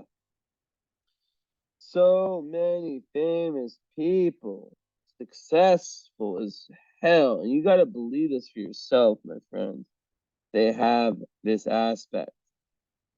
Some of them, even my most famous, like I have a few famous clients, but I'll never reveal them. But, you know, successful clients have this because they have to really grind it out. First 30 years, grind it out, grind it out, grind it out. And then after, once they're like 31-ish, things just are easier. And they're like, God damn, I am not feeling held back by, you know, all of that energy, right? Like, I'm not feeling held back by it. Um, and it's a blessing because you're kept with, like, you keep this, like, the determination you built during the first 30 years, but without the BS anymore. It's like going through just some kind of wild training camp, I don't know. And you come back and, you still went through it, but now you don't have all like the BS from it. I don't know. That wasn't the best example. But, um, yeah. So, where wanna go next? Yeah. So with the Uranus one,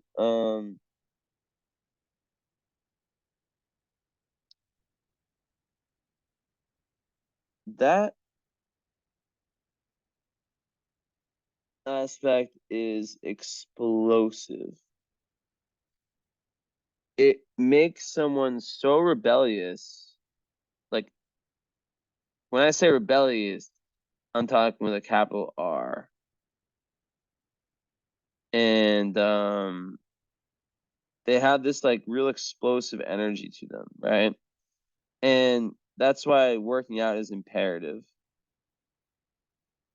Imperative. Like, it's not a question. It's like you got to do it. There's not a choice. You gotta find a way to get that energy out, or it can just like lead to frustration. So that's one. Two is that a huge need to express your unique individuality gets created. And that can't be ignored, right? That can't be ignored. So,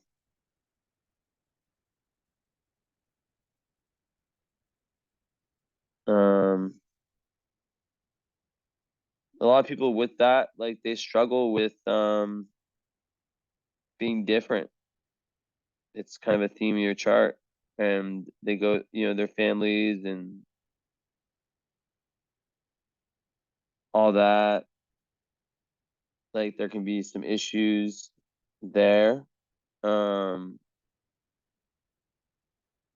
so yeah, I just think that, what else can I say? Mars.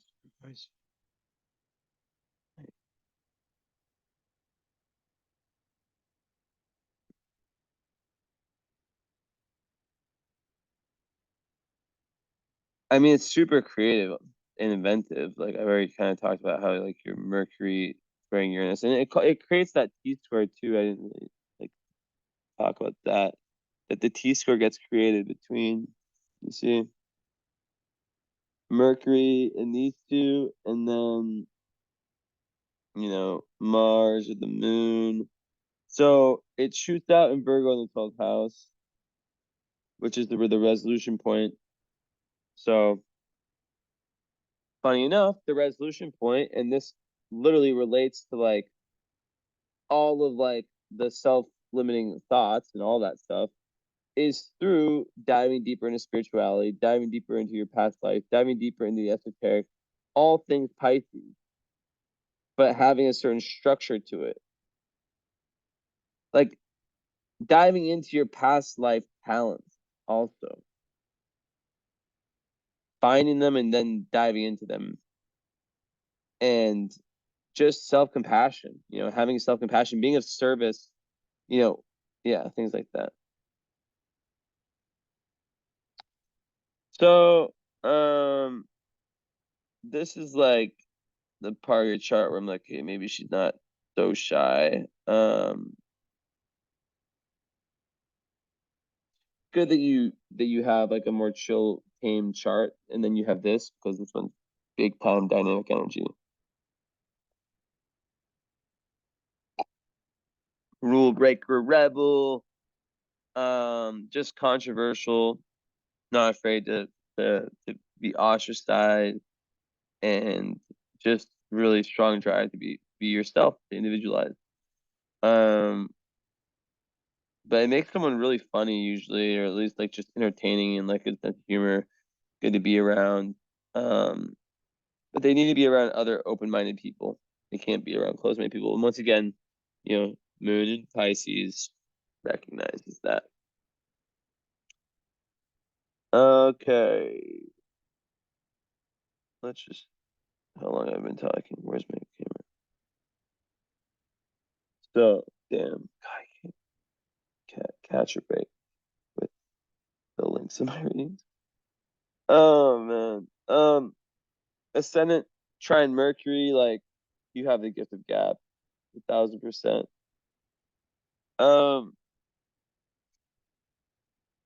Now,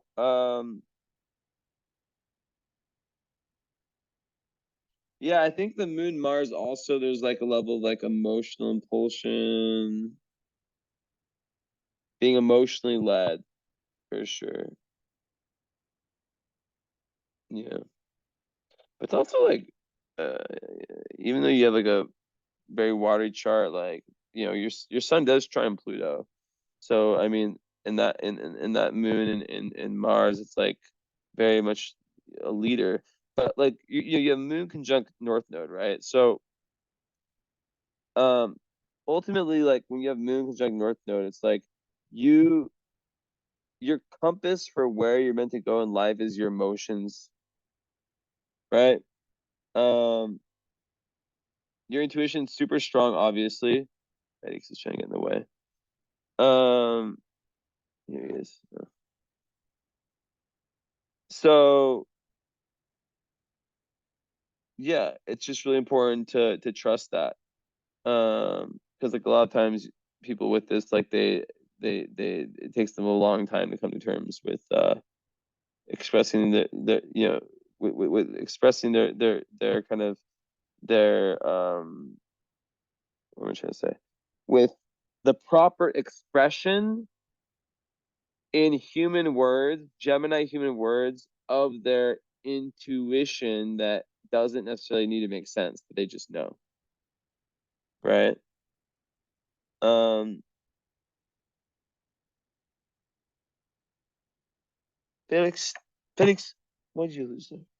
So yeah, it's about following your heart, following your intuition, um, and go ahead. I play fetch with my cat. He's a dog. He's a dog in past lives a lot. We're in psychic. Um, yeah. So I don't know about your human design, but if you do have like generator with like your spleen and your um sacral like me, then it's like you respond to yes or no questions, and like people need to just ask you them. But I don't know what your human design is. So then Mars is also conjunct North Node. So um, wait, hold up, hold up. Yeah, it's parallel and conjunct. So that's just like basically saying that Mars and Pisces I really link to like the spiritual path and just how like your intuition and following that once again is like really linked to trusting yourself, not being in the victim like behavior, like and Mars in sixth house, like just approaching daily life with that real vigor and sense of purpose and like let's do this. Because you're a 10th house sun. So don't forget that. A lot of your life is meant to be fulfilled in the public domain, whatever that means for you. All right, filling in blanks. You're in a third house, you can writing and it can be something that can be very beneficial for you. You can get lots of downloads through it. Makes you a very quick thinker, as I've said many times, very original thinker also. There can be like some issues with your siblings potentially.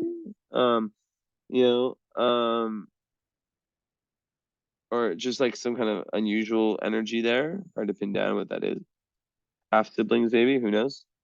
Um, I talked about Saturn energy, just like kind of the gradual building up of your communicative abilities throughout time, but that having been like restricted early on, and then it can become a strength. And yeah, Neptune's such an important planet in the fourth, and also Saturn retrograde. It's like that's very important because that's like a repeating of a lifetime or like a really important karmic theme in your lifetime. So it's very clear to me that that's around the thinking stuff, the thoughts. So I want you as a homework assignment to write down, to really, and this can take you weeks. I don't care how long it takes you. Write down your self-limiting beliefs. Like really meditate, feel into them. And maybe this is something you mastered. I don't know. I don't know anything about you. I purposely don't know anything about you. I don't never look at my clients' charts, or profiles or anything. But like, yeah, I mean, this if you have conquered, I mean, it's been more than one lifetime that you've been trying to get past that. So yeah. Also,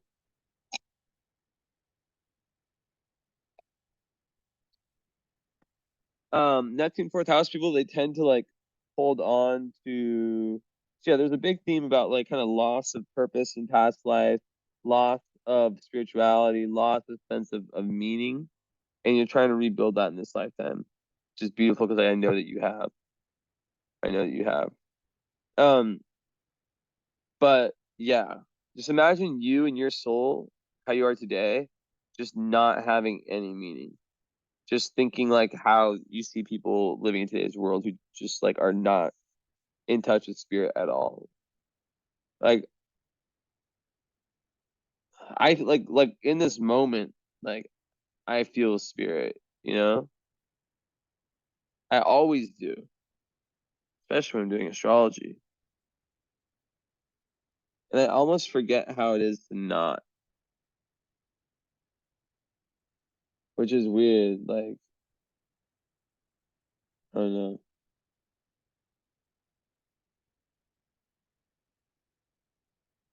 crazy stuff. Feel more alien each year. But yeah. Um, so also one thing about like the Pisces moon and love is like that they can seek like perfection in a partner. So important to know that this exists. Um, North Node, sixth house. Also, you're really meant to, like health is really meant to kind of like play, and it's in Pisces. Like it could be mental health. Um, but overall, just like health routine, daily life is really, really. It's like for example, like there's like a spiritual impetus and gain from working out or from having like a solid routine. Because like to have a routine that gives you that balance that then helps you kind of be in that Pisces North Node, which is all about that that compassion and faith and that one quest for oneness, for feeling that oneness that you might feel. I feel it right now. I feel it all the time nearly, right? But I used to never feel it, or I used to not understand it. I know that you do though. I can feel your energy. Because yeah, like the South Node in Virgo, like it blocks, like there's like a BS thing, a BS thought that can happen any day. You can, there's always something you can be pissed about, right? There's always something that can like make you like anxious, right? So with that placement, it's like it's just about being able to let go of those, right? And it's not like bypassing in any way. It's just yeah, it's like about spiritual awakenings, right? But it takes like responsibility and the need, like self accountability to create that possibility. So yeah, kind of filling in some blanks. Okay, let me talk about all these. Yeah, okay. So Vesta, it's in Leo in 11th. I think like Leo Vesta people are better when they work alone or like they're left to their own devices. Um, and they like to kind of link what they do for fun with play, which is dope. Um, and yeah, they like 11th house, just kind of good for working with groups and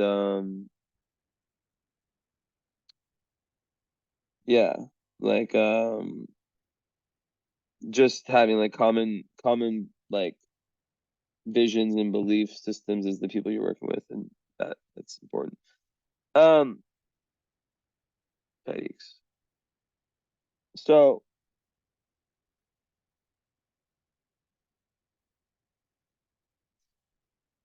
oh yeah, I remember what I didn't talk about. I remember what I didn't talk about. Um, Algol, Medusa's head. Sorry, I have nicotine. Excuse my spitting. No tobacco, and I never get addicted forever. Um, so yeah, Algol, obviously everyone's scared of it. Oh my God. But Algol, it's in the 8th house for you, so I like that placement. It can be ugly, but um, there can be tons of secrets and tons of, it's like I said, it's like you have like the flashlight, like the psychologist, right? The flashlight in the area of life that's like scares everyone. Like for you, you're able to see through it, see through the illusions. So Jupiter, Algol, that's the best placement for Algol. And it creates amazing talents in the arts, in music, and people can literally make a living. Picasso had it.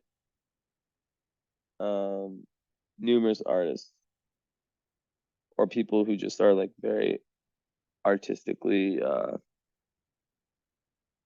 based, I guess. I don't know. Based, the right word. So then Pallas is in Aquarius. Doesn't surprise me in the 5th. So that's like your third eye. So it also trines your Mercury. Wow. So Pallas is kind of like another, it's like there's Pallas and Mercury.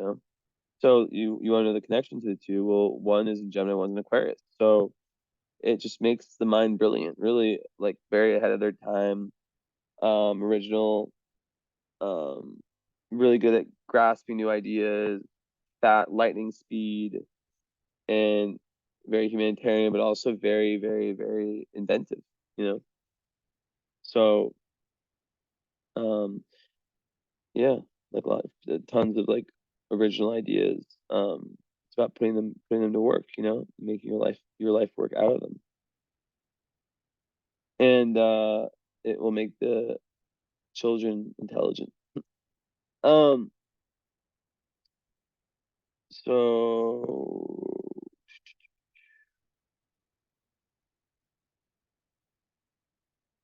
Sirius, very important.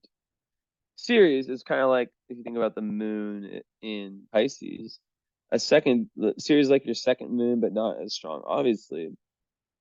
And in Aries, 0 degrees, seventh house, it's like you really want independence also in relationships. Like you want a relationship that you can really manifest your destiny in, right? Like manifest your North Node in. You don't want something that's going to hold you back. You want to be independent in relationships, and you also are able to really give that to other people and let people like find themselves. So you cannot be in relationships that make you feel caged in or whatever. And Aries, 0 degree Aries point series, very powerful. Um, so yeah, like yeah, very, very powerful need to kind of like be independent and create your own destiny and yeah. But then seventh house, it's like yeah, like just like kind of that equal exchange in love, but you have to watch out for the codependency. But there's a need for like relationships with like an equal exchange. So yeah, I think I went over like the stars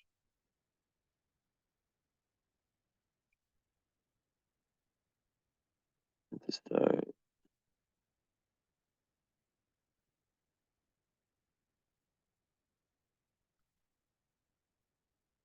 Of course, you have Sirce, which is a witch. It's like one of the witch asteroids right on your IC. So you come from a lineage of witches karmically, maybe even your own bloodline. So exploring that. You remember I said that earlier? So that's funny how that kind of shows. Um,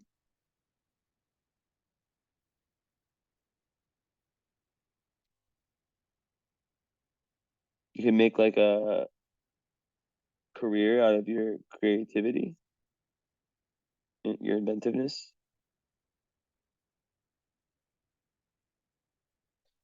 And Mark Hab is like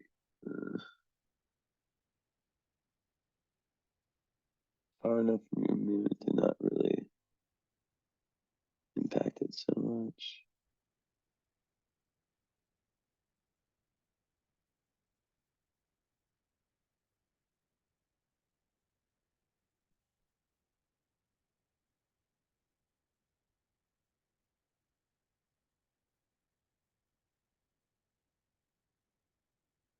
Yeah, I looked at all this already.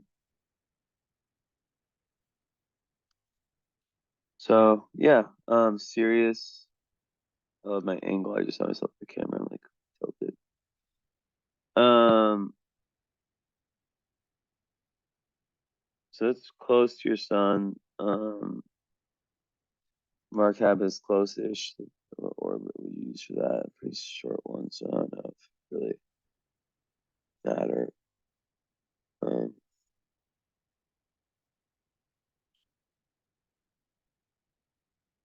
but Sirius is a well star. So yeah, it's a bigger orb. It's a bright star. Stars are more important when it's yeah, but it just gives success in business. Um,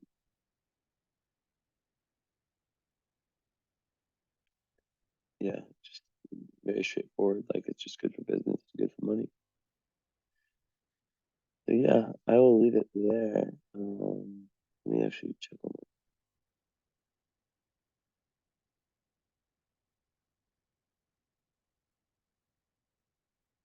such a long reading. I can't stop with these long readings. I'm gonna get anything done.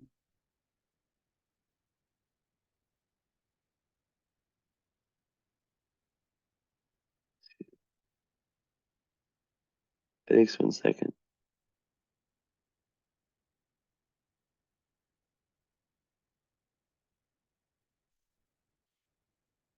I talked about that.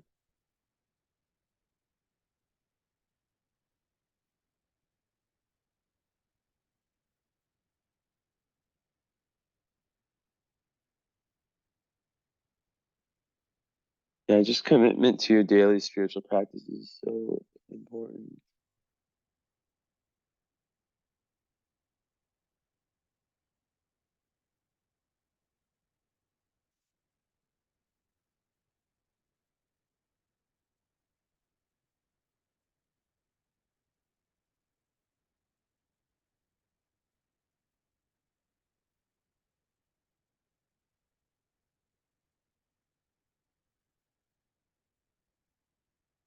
Does that connect? No. That's it. Hope you enjoyed 2 hours. Damn, 11 minutes. Hope you enjoyed. I need to get some allergy medication. Um, yeah. I don't know if I'll do your sons tonight or tomorrow or whenever I do my next reading. We'll see. But it was a pleasure, and thank you for your patience and much love.